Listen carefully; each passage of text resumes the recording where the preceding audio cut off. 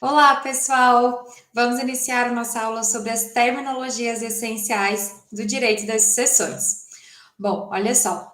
Quando a gente fala em direito das sucessões, existem algumas terminologias, algumas expressões que são somente dessa área, e tem algumas expressões que são de outras áreas, que também são utilizadas no direito sucessório, mas utilizados para fins de direito sucessório. Então, recebem muitas vezes significados diferentes em decorrência do uso nessa área aqui.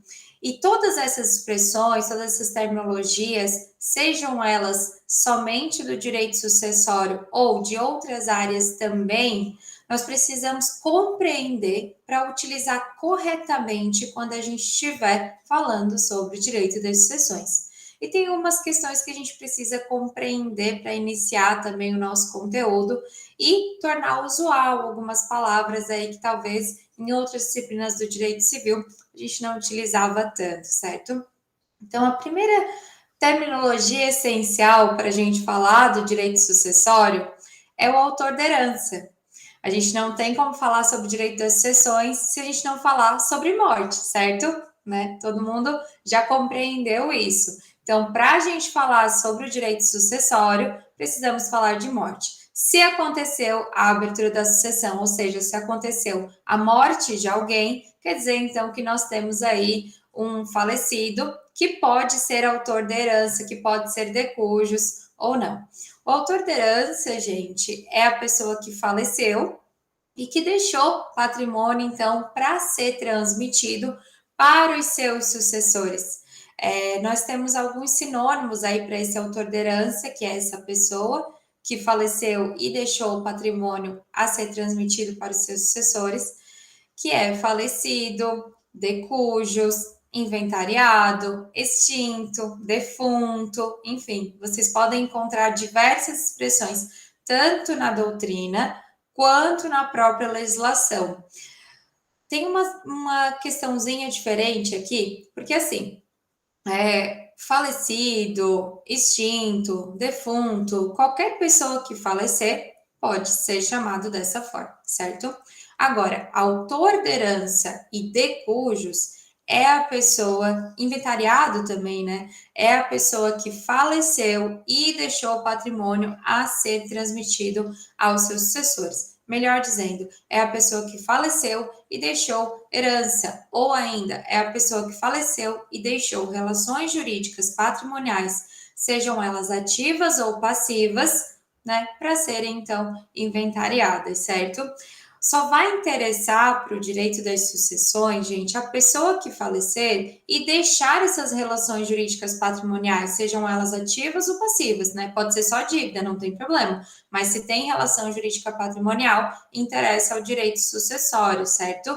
E principalmente, né, quando a gente fala daquelas que são ativas, que são aquelas que podem ser transmitidas, então, porque a gente não transmite dívida, né? A dívida ela é paga nas forças da herança. Se algum sucessor quiser assumir a dívida, é diferente. Mas as dívidas elas são pagas somente nas forças da herança. Então, se a herança tiver força para pagar aquela dívida, vai ser paga, certo? Então, aquela pessoa que faleceu deixando relações jurídicas patrimoniais é a que vai interessar para o direito sucessório, porque é aquela que vai ter algo a ser transmitido ou algo aí a ser resolvido, né, em decorrência do seu falecimento, como uma questão de uma dívida, tá? Quem falece sem relação jurídica não pode ser denominado de decujus. Por quê, gente? Decujus é a abreviação de decujus successionis agitur. Acho que é assim que se fala. Que é aquele a quem a sucessão se trata, ou seja, que é aquele que tem algo a ser sucedido, que alguém vai suceder, certo? Então, assim, se a pessoa não tem nada, se a pessoa faleceu sem nenhuma relação jurídica patrimonial, ela não tem nada a ser sucedido, certo? Então, se ela tem, ela pode ser chamada de autor de herança, de inventariado, de decujus, certo? Se não, ela é simplesmente um falecido, um extinto, um decujus, tá? Outra palavrinha muito importante que a gente usa aqui no direito sucessório é a herança. Herança, gente, é o patrimônio, então, do falecido que vai ser destinado aos seus sucessores, certo? Então, são aquelas relações jurídicas patrimoniais que vão ser transmitidas, que alguém vai suceder no lugar da pessoa que faleceu. Isso é uma herança. E a gente precisa distinguir a herança de meação. Por quê? Meação é direito próprio decorrente do regime de bens do cônjuge ou do companheiro, somado à dissolução afetiva dessa união conjugal ou estável. Então, vamos compreender melhor isso. Olha só, a gente tem aí duas formas de fazer uma dissolução afetiva de um casamento ou de uma união estável, que é dissolução afetiva inter vivos, em vida, e uma dissolução afetiva causa mortes, ou seja, em decorrência de um falecimento. Então, por essas duas formas, vai se extinguir os efeitos do casamento e da união estável, essa dissolução afetiva aí, ou ato em vida, ou em decorrência de uma morte, né, de uma causa mortes, a gente vai extinguir os efeitos do casamento ou da união estável. Então, assim, dissolução afetiva em vida é divórcio, separação, né, que ainda tem algumas pessoas que podem ser separadas judicialmente, dissolução de união estável, e dependendo do regime de bens, pode gerar meação, certo? Então, a comunhão parcial de bens, por exemplo, caso o casal tenha constituído durante a união onerosamente algum bem, por exemplo, um carro, um apartamento, uma casa, conta na poupança, né, dinheiro na poupança, ações, enfim, algo que eles tenham constituído onerosamente na constância da união, caso venha acontecer o divórcio ou a dissolução aí da união estável, os cônjuges vão ter direito à meação, certo? Então, cada regime de bens vai trazer aí um regramento diferente. Se entende, em decorrência da comunhão parcial de bens, que as pessoas adquiriram onerosamente aquele bem, ainda que esteja registrado no nome só de um, desde que na constância da união. Então, assim, ocorreu o divórcio, o casal é casado sob esse regime, então, ocorrendo o divórcio, 50% daquele bem é de um, 50% daquele bem é de outro, certo? Na separação convencional de bens, nós não temos meação. Na comunhão universal de bens, nós temos meação de tudo. Então, quando a gente entra na comunhão universal de bens, nós temos todos os bens viram de todo mundo. Então, os bens constituídos na constância da união, os bens que eram anteriores, aqueles bens advindos de doação ou herança, ainda que somente para um dos dois, né, do casamento ou da união estável. E aí, então, caso ocorra o divórcio, nós teremos aí a meação.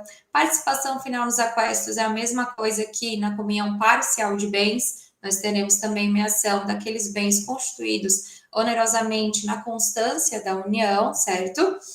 Então, caso ocorra aí a dissolução dessas uniões estável ou conjugal, a gente tem aí, então, em decorrência do regime de bens, a possibilidade de ter meação ou não ter meação, certo? Se houver meação, cada cônjuge ou companheiro vai ficar por direito próprio com a sua metade. Mas a gente casou na universal de bens e aquele bem é anterior ao casamento, que injusto. Bom, o contrato que vocês fizeram no casamento dava essa opção para vocês de escolher o regime de bens. Então, quando a gente faz o regime de bens, a gente está fazendo um contrato entre os cônjuges e entre os companheiros. E quando você fez esse contrato para fazer casamento ou união estável, você optou por essa forma de reger os seus bens. Então, né, em decorrência disso, a gente tem a meação de tudo, ainda que o bem seja anterior, ou seja, doação, ou seja, herança, certo? E aí, com relação à comunhão parcial de bens e a participação final nos aquestos, a mesma situação. Aqueles que constituídos onerosamente na constância da união, ou quando houver doação para ambos, né, os cônjuges ou companheiros, enfim, ou uma herança para ambos os cônjuges ou companheiros, vai entrar e eles vão ter direito à meação, metade de cada. E a outra forma de a gente ter uma dissolução afetiva é por ato causa mortes. então em decorrência de um falecimento. E aqui, gente, não é diferente. A depender do regime de bens, vai poder gerar meação ou não. Então, se houver meação, dependendo do regime de bens, mesma coisa dos demais regimes, como em universal de bens, parcial de bens naqueles constituídos onerosamente, participação final dos aquestos naqueles constituídos onerosamente, separação de bens não tem, e na separação convencional de bens não tem, e na separação obrigatória de bens, nós temos uma súmula da STJ, que eu acredito que é a 377, que ela fala que se for comprovado que foi constituído onerosamente na constância da União, então pode ser que haja ameação, certo? Então, assim, tanto pelo fato de você encerrar um casamento ou união estável em vida ou em falecimento, em caso de falecimento, a gente vai analisar o regime de bens do casal ou dos companheiros, dos cônjuges ou companheiros, e a gente vai verificar se existe meação ou não. O que eu quero trazer para vocês aqui é que meação é direito próprio do cônjuge e do companheiro, a depender do regime de bens que foi escolhido aí para o casamento ou para a união estável. Vocês sabem que a união estável ela é regida pela informalidade. Então, caso não haja aí um contrato particular ou uma escritura pública de reconhecimento de união estável, a regra geral é que a comunhão é parcial de bens. Mas os companheiros podem estar aí fazendo, né, um contrato ou uma escritura e estarem, então, elegendo um outro regime de bens que eles, assim, entenderem melhor para o relacionamento deles, certo? E aí, gente, ocorrendo, então, o falecimento, que é o que importa aqui para o nosso direito sucessório, certo? A gente vai analisar se a pessoa tinha cônjuge ou companheiro e qual era o regime de bens. Porque a depender do regime de bens, se tiver meação, a gente vai tirar a meação, porque meação é direito próprio daquele cônjuge ou daquele companheiro, é direito próprio daquela pessoa em decorrência do pacto, do contrato que ela fez para aquela união, não é herança, certo? Meação é meação. Olha só, se fosse um divórcio, se fosse uma dissolução de união estável, cada um ia ter direito à sua meação, certo? Por que quando a pessoa falece tudo seria herança, né? Todo aquele bem que era do casal tudo seria herança? Não faz sentido. Então a gente primeiro precisa separar o que é meação. Por exemplo, se o casal era casado pelo regime da comunhão parcial de bens, certo? Casados pelo regime da comunhão parcial de bens. E o imóvel foi constituído na constância da união de maneira onerosa, então foi uma compra e venda, certo? Não foi doação para um dos cônjuges, não foi herança para um dos cônjuges, então foi aí uma compra e venda constituída onerosamente na constância da união. Ou seja, cada um tem direito a 50% em decorrência do regime de bens, ainda que só um tenha pago, certo? Porque se compreende que enquanto estava pagando uma coisa, o outro estava comprando outra coisa, pagando mercado, as roupas, enfim, as viagens e etc. Escola dos filhos, enfim. E aí, então, ocorre o falecimento de um desses cônjuges aqui desse nosso exemplo. Se ocorrer o falecimento, a gente tem que, então, verificar. Primeiro, essa pessoa era casada. Beleza. Casada pelo regime da comunhão parcial de bens. E a gente tem um imóvel adquirido na constância da união. Ou seja, três informações extremamente importantes. Pessoa casada, o regime da parcial de bens e um imóvel constituído onerosamente na constância da união.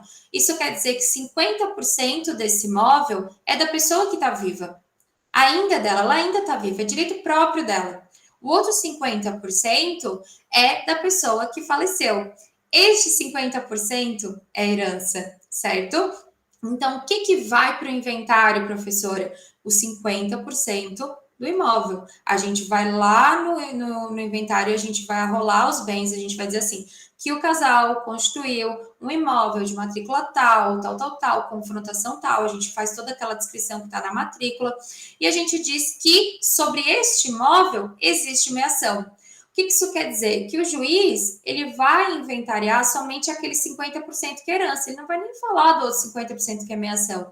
Lá na escritura pública, desculpa, no registro do imóvel, quando for, então, encaminhado para o registro, né, quando encerrar o inventário e a partilha, nem vai se falar sobre o outro 50%, vai se enviar, então, um ofício dizendo que 50% do imóvel, que era herança do fulano de tal, agora passa a ser de ciclano, de beltrano e etc.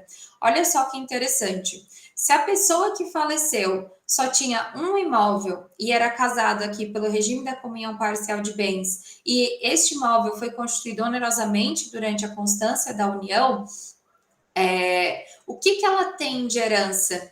Ela tem 50% de uma casa. Então, o que é 100% da herança desta pessoa? 50% de um imóvel, certo? Então, olha só, a gente tem aí uma casa, só que não era tudo dele, então não vai para herança tudo, porque não era tudo dessa pessoa. Então, como não é tudo dessa pessoa, vai só o que era da pessoa que faleceu, certo? 50%. Esse 50%, então, a gente vai lá e coloca no inventário e aí vai passar para os seus sucessores, ou de acordo com a sucessão legítima, ou de acordo com a sucessão testamentária, certo? Que são as duas modalidades de sucessão que nós temos no Brasil hoje em dia. Então, herança não se confunde com meação. Se porventura houver meação, é direito próprio do cônjuge ou do companheiro sobrevivente. Nem se fala disso na herança. O outro 50% é herança. Daí, neste caso, se houver descendentes, se houver meação e houver descendentes, o cônjuge ou o companheiro não serão herdeiros. O outro 50% fica só para os descendentes. Agora, não havendo meação, ele é herdeiro. E também, caso não haja descendentes, vai se resguardar 50% da meação e o outro 50% vai ter concorrência aí ou com os ascendentes ou vai tudo para o cônjuge ou para o companheiro. Mas essa questão aí sobre a concorrência do cônjuge do companheiro com descendentes, ascendentes ou recebendo sozinho, a gente vai compreender melhor quando a gente entender a sucessão legítima, certo? O que a gente precisa compreender como base do direito sucessório é que se há meação, é direito próprio do cônjuge ou do companheiro que sobreviveu e não se confunde com herança. A gente passa para a herança somente a parte daquilo que era da pessoa que faleceu, ou seja, 50% daquele patrimônio, a depender do caso concreto. Então, vamos lá. A gente sempre tem que ver se era casada ou convívio não estável e qual era o regime. Porque é o regime que vai nos dizer, né, se a pessoa que sobreviveu tem direito à meação ou não.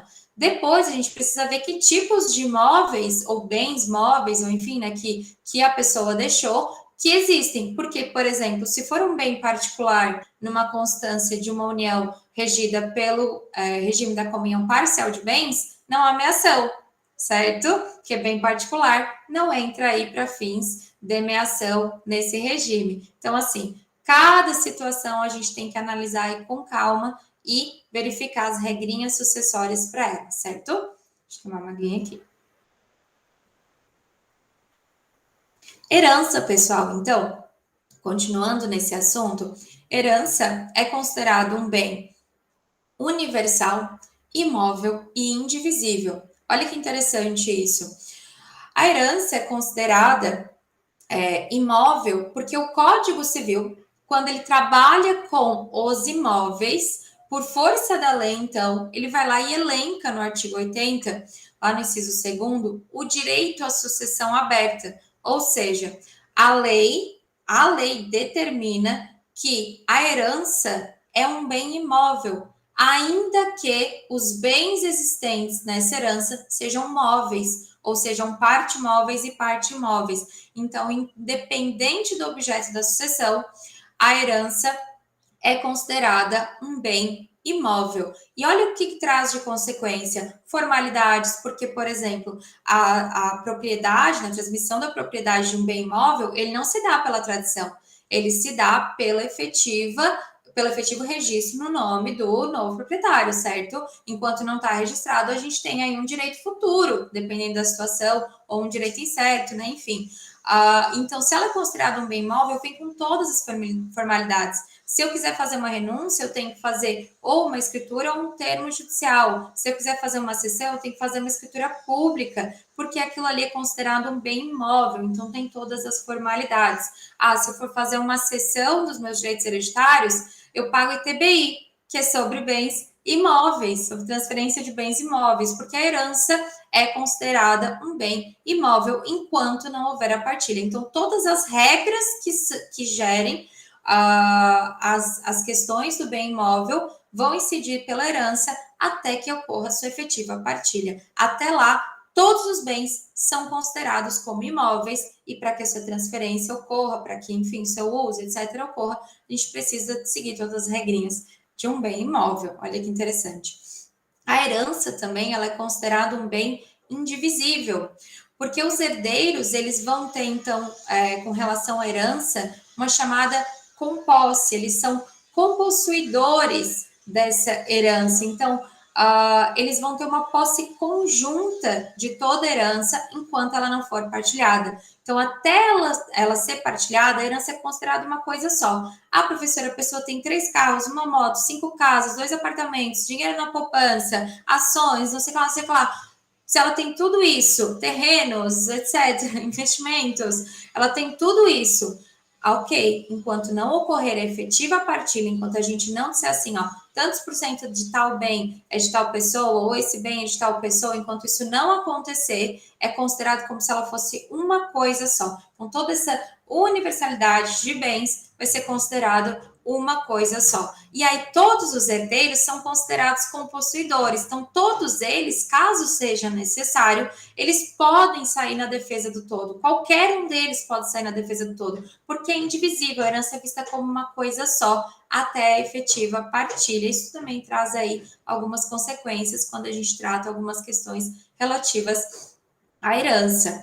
E por fim, a herança também é considerado um bem universal. Ela possui essa característica de bem universal porque o próprio Código Civil também diz que ela é considerado um bem universal. Então, ela tem um conceito de direito material que vai se enquadrar como uma universalidade de fato. Isso está lá nos artigos 89 e 90 do Código Civil.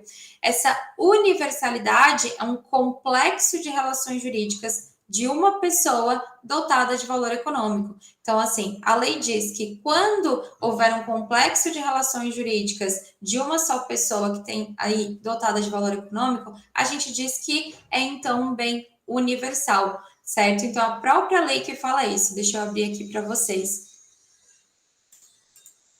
O artigo 89 do Código Civil fala assim, que são singulares os bens que, embora reunidos, se considerem per si, independentemente dos demais. Constitui, artigo 90, universalidade de fato, a pluralidade de bens singulares que, pertinentes à mesma pessoa, tenham destinação unitária. Ela, como a própria lei, então, enquadra, né, a herança dentro desse conceito. Vamos lá. São singulares os bens que, embora reunidos, se considerem per si independentes dos demais, tá? Então, isso também já entra na herança. E aí vai constituir uma universalidade de fato, essa pluralidade de bens singulares que, pertinentes à mesma pessoa, tenham destinação unitária. E é isso que acontece na herança. Vai ser uma universalidade de fato, porque é uma pluralidade de bens que pertinentes a uma mesma pessoa tenham uma destinação unitária. A gente vê a herança como indivisível, a gente tem então uma destinação com relação à partilha de bens, com relação à herança. É a própria lei que diz que a herança é um bem universal, porque ela encaixa ela aqui nesse conceito. É a própria lei que diz que ela é imóvel, é a própria lei que diz que ela é indivisível até que ocorra a efetiva partilha. Então, essas 3 características aqui da herança são bem fundamentais para fins de incompreensão de algumas questões que são essenciais aí com relação ao direito sucessório.